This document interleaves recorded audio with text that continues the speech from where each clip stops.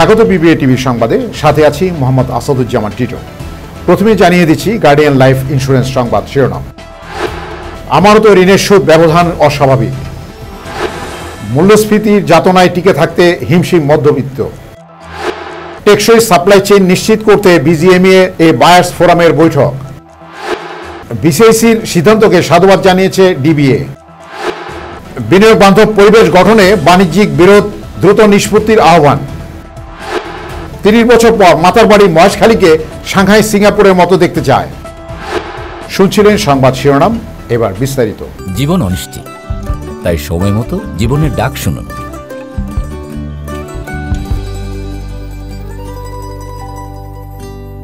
দেশের ব্যাংক খাতে আমানত ও ঋণের সুদের পার্থক্য অস্বাভাবিক বেড়েছে। কিছু ব্যাংকের স্প্রেড 10% ছাড়িয়েছে। সার্বিক খাতে এ ব্যবধানে প্রায় 6%। এটি পার্শ্ববর্তী যে কোনো দেশের তুলনায় অনেক বেশি।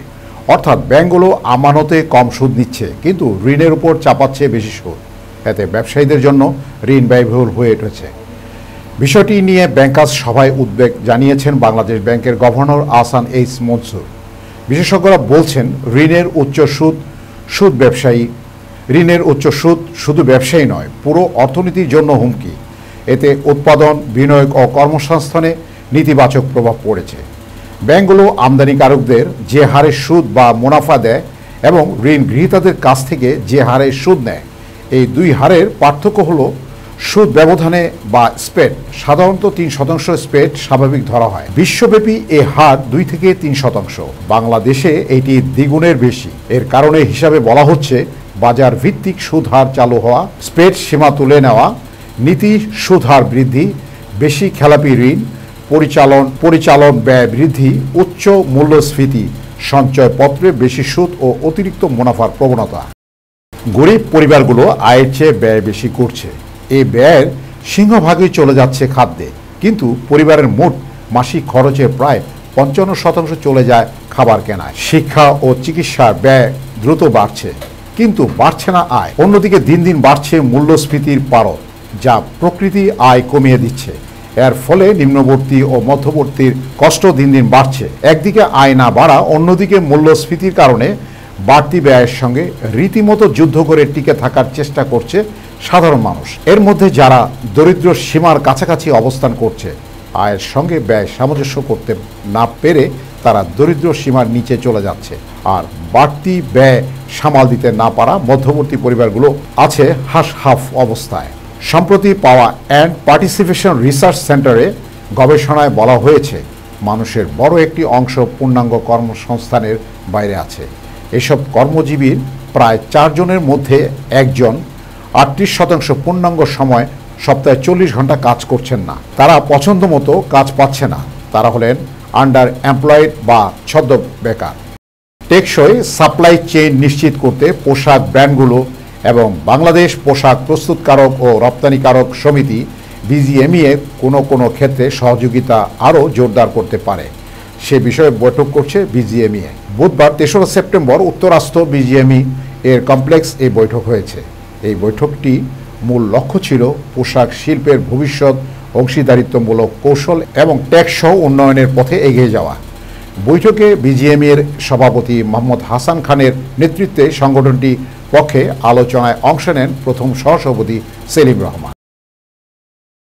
দেশি বিদেশি কোম্পানিগুলোকে পুঁজিবাজারে তালিকাভুক্তির বিষয়ে গত 2 সেপ্টেম্বরে গৃহীত কমিশনের সিদ্ধান্তকে সাধুবাদ জানিয়েছেন শেয়ারবাজার স্টক ব্রোকারদের সংগঠন Dhaka stock exchange brokers association of Bangladesh. গতকাল ডিবিএ থেকে প্রেরিত এক বার্তায় ডিবিএর প্রেসিডেন্ট সাইফুল ইসলাম দেশি বিদেশি কোম্পানিগুলোকে পুঁজিবাজারে অন্তর্ভুক্তির বিষয়ে গৃহীত বিএসইসি সিদ্ধান্তের স্বাগত জানিয়েছে এবং 11 মে 2025 তারিখে মাননীয় প্রধান উপদেষ্টার সুনির্দিষ্ট দিক নির্দেশনা বাস্তবায়নের নির্মিতে গৃহীত এইরূপ সমোপযোগী সিদ্ধান্ত গ্রহণের জন্য তিনি BSEC chairman senior secretary Khondaker Rashed Maksud সহ তার কমিশনকে ধন্যবাদ ও কৃতজ্ঞতা জানান। ডিবিএ প্রেসিডেন্ট উল্লেখ করেন, দীর্ঘদিন ধরে পুঁজিবাজারে ভালো কোনো কোম্পানি আসেনি। ভালো কোম্পানির অভাবে আমাদের বাজারে দেশি বিদেশি বিনিয়োগকারী তেমন উল্লেখযোগ্য অংশগ্রহণ ঘটেনি এবং এর ফলে বাজার স্থিতিশীল ও টেকসই হয়নি। তিনি আরও বলেন, পুঁজিবাজারে বৃহত্তর স্বার্থে আমরা পুঁজিবাজারে দেশি বিদেশি ভালো কোম্পানি তালিকাভুক্তির প্রধান উপলব্ধি করে এই বিষয়ে সরকারের সংশ্লিষ্ট মন্ত্রণালয় বাংলাদেশের অর্থনীতিকে আরও এগিয়ে নিতে এবং বিদেশি বিনিয়োগ বাড়াতে বাণিজ্যিক বিরোধের দ্রুত নিষ্পত্তি ও চুক্তি বাস্তবায়নের কার্যকারিতা নিশ্চিত করা জরুরি বলে মত দিয়েছেন Dhaka chamber of commerce and industries সভাপতি তাসকিন আহমেদ। বিসিসিআই আয়োজিত ব্যবসায়ীর জন্য বিরোধ নিষ্পত্তি ও চুক্তির বাস্তবায়নের অগ্রগতি শীর্ষক সেমিনার তিনি এসব কথা বলেন। সেমিনারটি মতিঝিলে ডিএসসিসিআই এর মিলনায়তনে অনুষ্ঠিত হয়। অনুষ্ঠানে প্রধান অতিথি ছিলেন বাণিজ্য মন্ত্রণালয়ের সচিব মাহবুবুর রহমান। বিশেষ অতিথি হিসেবে উপস্থিত ছিলেন ইউরোপীয় ইউনিয়নের রাষ্ট্রদূত মাইকেল মিলার এবং রপ্তানি উন্নয়ন ব্যুরোর ভাইস চেয়ারম্যান অতিরিক্ত দায়িত্ব মোহাম্মদ আব্দুর রহিম খান। তাসকিন আহমেদ বলেন, বাংলাদেশে এখন দ্রুত উন্নয়নশীল অর্থনীতির দেশ। এই অগ্রযাত্রা অব্যাহত রাখতে হলে বিনিয়োগকারীদের আস্থা বৃদ্ধির কার্যকর বিরোধ নিষ্পত্তি ব্যবস্থা বিকল্প নেই। তিনি আরও উল্লেখ করেন, দেশের আদালতগুলোতে বিপুল পরিমাণে মামলা ঝুলে আছে। 2024 সালের ডিসেম্বরে শুধুমাত্র বাণিজ্যিক বিরোধের পরিমাণই প্রায় 3.5 বিলিয়ন মার্কিন ডলার সমমূল্যের। তাই বিনিয়োগ বান্ধব পরিবেশ তৈরিতে এই সমস্যার সমাধান এখন সময়ের দাবি। বাংলাদেশ বিনিয়োগ উন্নয়ন কর্তৃপক্ষ বিডা নির্বাহী সভাপতি আশিক চৌধুরী বলেছেন, 30 বছর পর মাতার বাড়ি ও মহেশখালীকে চীনের সাংহাই এবং সিঙ্গাপুরের বন্দরের মতো উন্নয়ন মানের বন্দর তথা কমার্শিয়াল হাব হিসাবে দেখতে চায়। এ সময়ের মাধ্যমে 25 লাখ লোকের কর্মসংস্থান হবে। বুধবার 3রা সেপ্টেম্বর রাজধানীর বেইলি রোডে ফরেস্ট সার্ভিস একাডেমিতে আয়োজিত এক সংবাদ ব্রিফিংয়ে তিনি কথা বলেন। বিডার নির্বাহী সভাপতি বলেন, আগামী 120 দিনের মধ্যে প্রশাসনিক কার্যক্রম সম্পন্ন করা হবে। মহেশখালী সমন্বিত উন্নয়ন কর্তৃপক্ষ ও বিভিন্ন মন্ত্রণালয়ের মাধ্যমে 33,000 একর আয়তনের জমি 3টি ধাপে 2025 থেকে 2030, 2030 থেকে 2045 ও 2045 থেকে 2055 এর কার্যক্রম বাস্তবায়িত হবে। সংবাদ শেষ করব, যাওয়ার আগে শিরোনামগুলো জানিয়ে দিচ্ছি আরও একবার। আমানত ঋণের সুদ ব্যবধান অস্বাভাবিক। মূল্যস্ফীতির যাতনায় টিকে থাকতে হিমশিম মধ্যবিত্ত। টেকসই সাপ্লাই চেইন নিশ্চিত করতে বিজিএমইএ এ বায়ার্স ফোরামের বৈঠক। বিসিসিআইর সিদ্ধান্তকে সাধুবাদ জানিয়েছে ডিবিএ। বিনিয়োগ বান্ধব পরিবেশ গঠনে বাণিজ্যিক বিরোধ দ্রুত নিষ্পত্তির আহ্বান। 30 বছর পর মাতার বাড়ি মহেশখালীকে সাংহাই সিঙ্গাপুরের মতো দেখতে চায়।